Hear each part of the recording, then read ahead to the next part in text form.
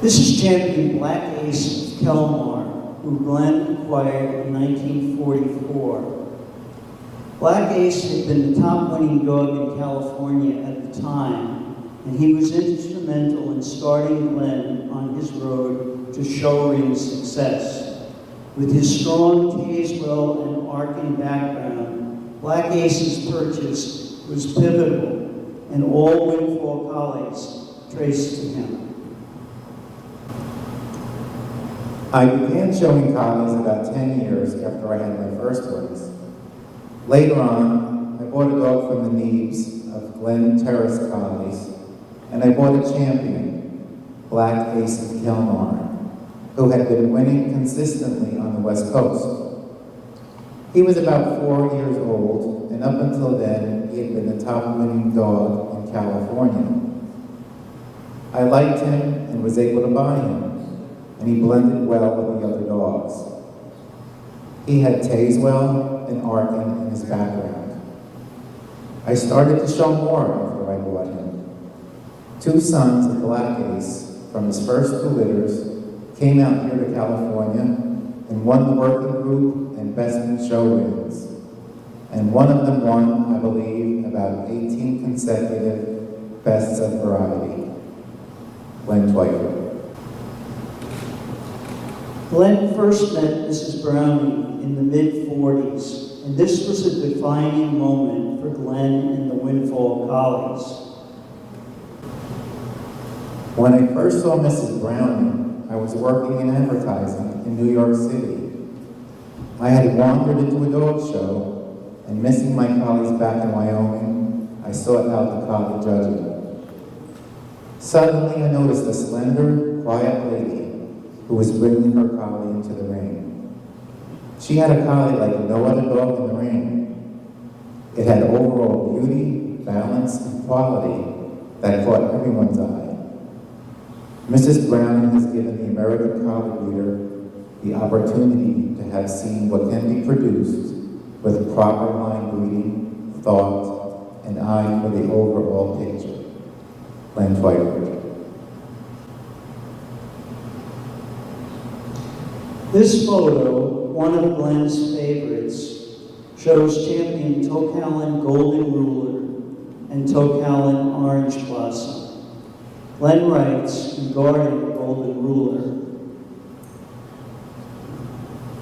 Of course, not ever having seen a perfect collie, I think that champion Tocallan Golden Ruler comes to mind as one of the most satisfying dogs I've seen. Beautiful type, long, clean head with muzzle, skull, finish, expression, and all the parts are right and fit the rest. The dog had the ultimate glamour that I have seen in a sable male.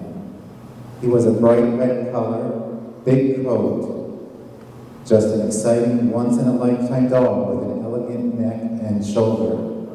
He never stood wrong, a masculine dog with drive and, well, there was class. Glenn Twyford. In 1958, Mrs. Browning sent Tocallan Lovely Lady in whelp to Golden Ruler for one of his last litters. The litter contained 2 sable males, Windcall's Gold Diggins and Windcall's Thunderhead. Through them, Golden Ruler was incorporated in Windcall.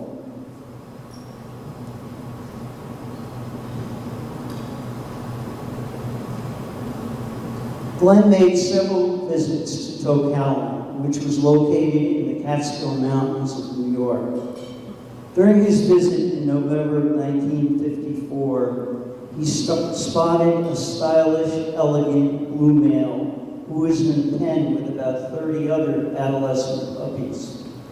Glenn was very taken with this dog and purchased him. This was Tocallan Blue Banner, and the rest is collie history. He became a top winner, top sire, and a great ambassador for the Blue Merle Collie. Banner later was owned by Glenn's friends, the Rickenbaugh, also of Denver. In the early 1960s, the Rickenbachs offered the Banner Blue Trophy for the top winning blue of the year to encourage the breeding and showing of blue merles. In the mid-1980s, the name of the award was changed to honor the memory of Banner's breeder, and it became the Elizabeth Browning Memorial Trophy.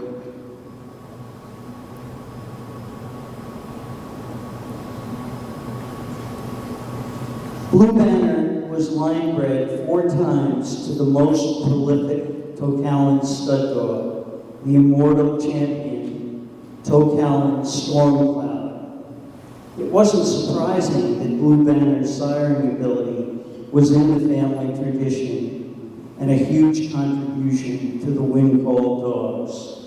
Here's a photo of the great champion Tocallan Stormcloud, a dog who provided inspiration for many breeders. This is the Blue Banner daughter, Wincall Whistle Stop, owned by Billy Aschenbrenner, whelped in 1956. This bitch went best in show at the Vancouver Kennel Club at the tender age of 6 months. Billy never showed her again for fear she would be defeated. She was the dam of the beautiful champion, Pleasantville Fiji.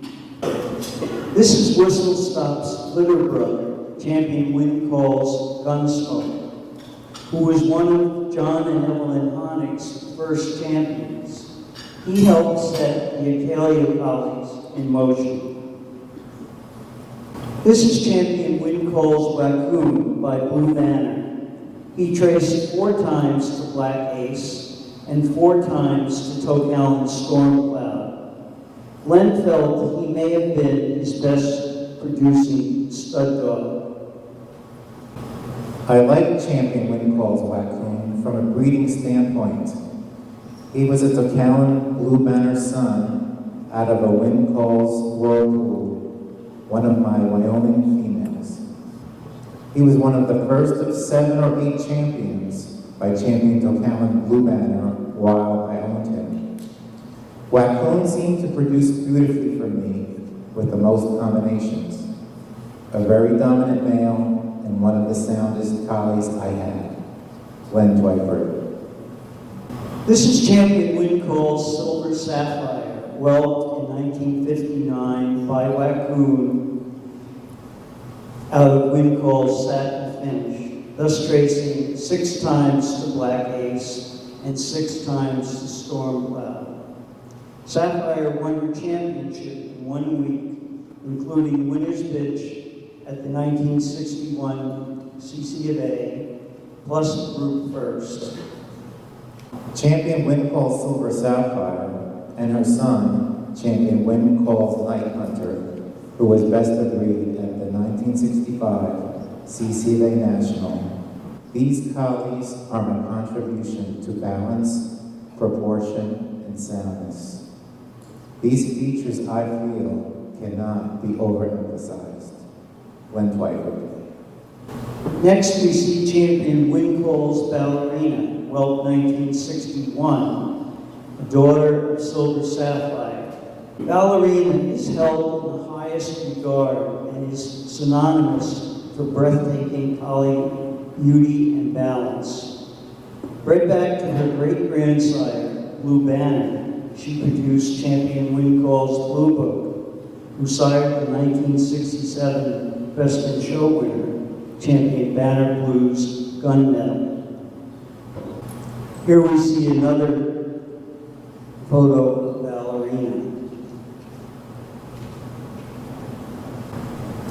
Raccoon's other really famous descendant was his double grandson and the Silver Sapphire's son, champion Wincall's Night Hunter, who was best of breed at CC of A in 1965. Night Hunter brought in Gaylord and Poplar blood through his paternal granddam, Wincall's Bit of Erin, who was a younger sister to the well-known Eastern sire, champion Erin's own Professor's Touch.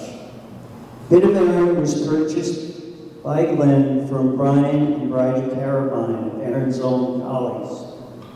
Glenn particularly admired the overall style, beauty, and soundness of champion Aaron's Own Gold Dust, and thus incorporated her daughter into his breeding program. This is Gold Dust, who is the result of strong Tocallan, Poplar, and Sterling influence.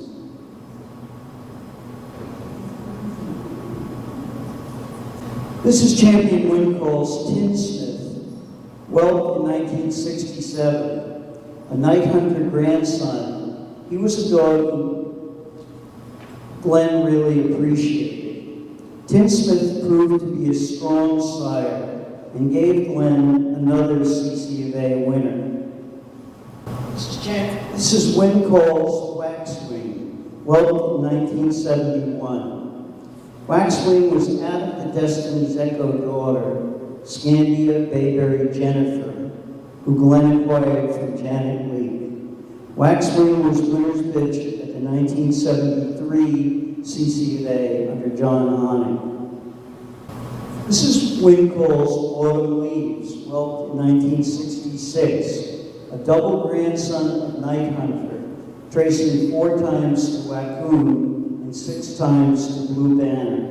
This handsome dog was frequently seen in Wincall pedigrees of the late 1960s and was known for his great carriage and outline. Here we see the smooth champion, Wincall's Patent Leather, whelped in 1967. He was a grandson of Night Hunter and was the 50th champion owned, bred, or produced by the Wincall Collies. This is a photo of 7 Wincall champions. Notice the flat back skulls and tight lip line.